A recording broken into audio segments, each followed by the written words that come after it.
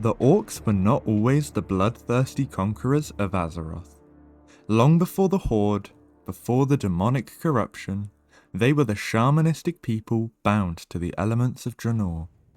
But their history is stained with betrayal, genocide, and secrets Blizzard tried to erase. This is the true origins of the orcs, and the forgotten chapters even veterans may not know.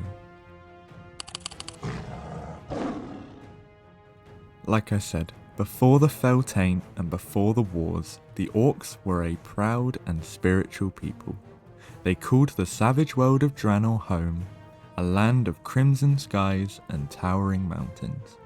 Here they lived as nomadic clans, sharing the land with ogre empires and the enigmatic Arakoa. The orcs were not conquerors yet, they were survivors, living in harmony with the elements they called the Furies. The Frostwolf clan, led by wise chieftain Duratan, formed deep bonds with the white wolves of their homeland. They believed in the balance of nature, their shamans serving as bridges between the physical and spiritual worlds. Meanwhile, the Warsong clan roamed freely, their battle cries echoing across the plains. They valued strength, yes, but also honour, a code that would later be twisted beyond recognition. There were many orc clans of Draenor, and if you're interested, I would gladly do a video on the rest of them. These two are very significant as they laid the foundations for the Horde, but there were also the Shadow Moon. While other clans looked to the earth, the Shadow Moon gazed at the stars. Their rituals tapped into cosmic energies, communing with forces even they didn't fully understand. And it was this curiosity that would eventually doom them all. Everything changed when Gul'dan, apprentice to the shadowy warlock Ner'zhul, made a pact with the demon lord Kil'jaeden. The orcs were promised power, enough to crush their enemies and claim Draenor as their own. All they had to do was drink. When Manaros' fell blood touched their lips, the orcs' eyes burned green with a newfound strength and madness. This was named the Blood Curse, and the transformation was horrific. Shamans who had once healed their people found their connection to the elements severed. In its place came the addictive rush of fell magic. These former spiritual leaders became the first orcish warlocks, trading ancestral wisdom for destructive power. The newly formed Horde turned its fury on the alien race, the Draenei, with a little manipulation. Cities like Shattrath, once centres of peace, ran red with blood. This was no battle, it was truly an extermination. These peaceful exiles of their own homeworld became the target through whispers and propaganda to stir up the orcs into war. We'll take a little break in the story to show some cut content, because even the orcs we know today are shadows of what they were in the past, and different to what they could have become. In VanillaWoW, their racial abilities told a different story. Blood Fury originally had a downside, pure unchecked rage of 25% melee attack power, and then a small recovery phase of a negative 25% attack power.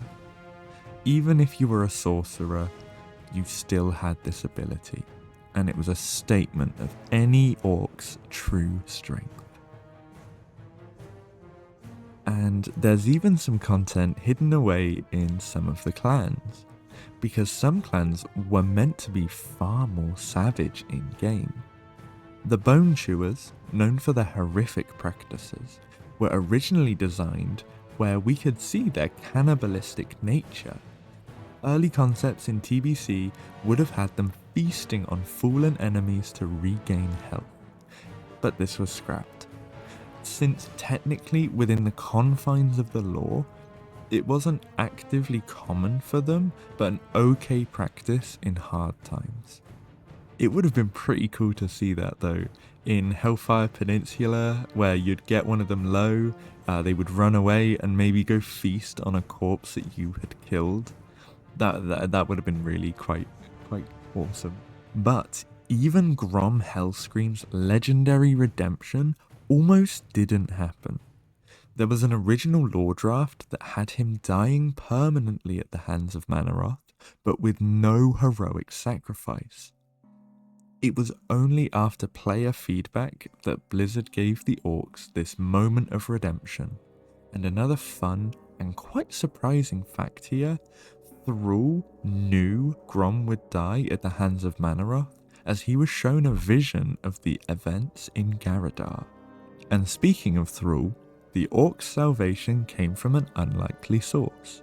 A slave raised by humans, son of Duratan and Draka, who rediscovered his people's shamanistic roots. Underneath his leadership, the Horde became more than a weapon. It became a home. Clans uniting to build a city in the lands named after his father. Yet the shadows of the past do remain. The Blackrock clan, once the Horde's backbone, now sells its loyalty to the highest bidder. And orc lore would not be complete without a mention of my favourite character in the Warcraft universe, Saurfang. An orc who deserves an entire video on himself. An orc that could never go down without a fight. An orc so skillful in combat that he simply would never go down. I will make a long form video on that great man. But I'll leave you with this as a promise to return to the origins of the orcs, as in Chronicles 2 it reveals that the orcs have a similar origin to the humans, with a very common titan link of Agrimar, though in a different order. I will revisit this and maybe we can explore the titan origins of the orcs. The orc story is one of brutal honesty. A people manipulated into monstrosity and then clawing their way back to honor. But with every expansion, new secrets emerge. Will we find out more on their origins? Maybe some kind of fate or destiny that led them through this story to Azeroth? Please let me know in the comments. And do like and subscribe for more deep dives into Azeroth's buried past. Thank you so much for watching and have a lovely day.